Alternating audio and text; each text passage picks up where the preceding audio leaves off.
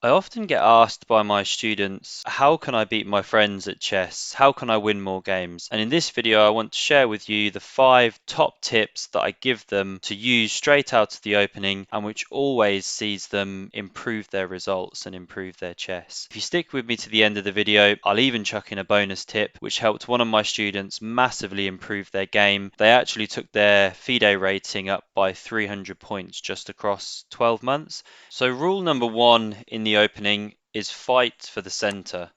A great way to do this is with a pawn move. Here we can see that white has committed a pawn to e4, and by doing so you physically place the pawn in the center of the board and it now controls the d5 and the f5 squares. If black were to do the same, then both sides have now developed pawns into the center of the board and they're fighting for these 4 key squares. If you control these center squares, then you control a lot of what's going on in the board. And it also has the added benefit of then allowing your pieces to develop more freely. As we can see, both sides have now opened up the line of the bishop so that it can develop freely. And this really comes on to the important second rule, which is to develop your minor pieces as soon as you can out of the opening. So the minor pieces, we're talking here about the knights and the bishops. And what we're aiming to do now is to bring these pieces out towards the center as soon as possible. And bringing them towards the center is really a key part of this rule. So whilst we want to develop the minor pieces, we don't just want to develop them to any old square.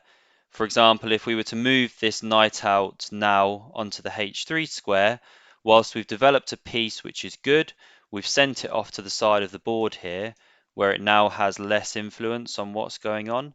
And as they say, a knight on the rim is dim. So that's another good principle to keep in mind. So a better move for white here would be to bring the knight out to f3, where it now has much more of an influence on the board. And as you can see, it's controlling 4 squares ahead of it, rather than just the 2 squares when it was on h3. Black could do similar here, develop his knight to c6, and now again black is starting to exert influence over the center. And this really brings us on to rule number 3 out of the opening, which is develop knights before bishops wherever you possibly can. And one of the key reasons for this is that bishops are long range pieces. So as we can see, this king's bishop here, which is left on the f1 square, even though it hasn't been moved from the back rank, it's already exerting an influence over the board.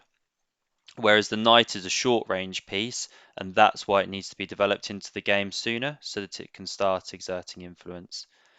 The fourth rule of the opening, and this is a big one, is don't move the same piece twice in the opening.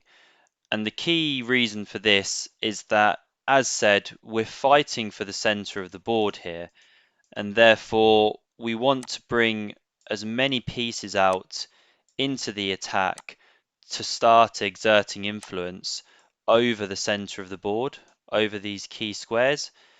And so if we were to start moving just one piece around the board multiple times, then we're losing time, we're losing tempos to move out our minor pieces and have them start exerting influence over the center of the board.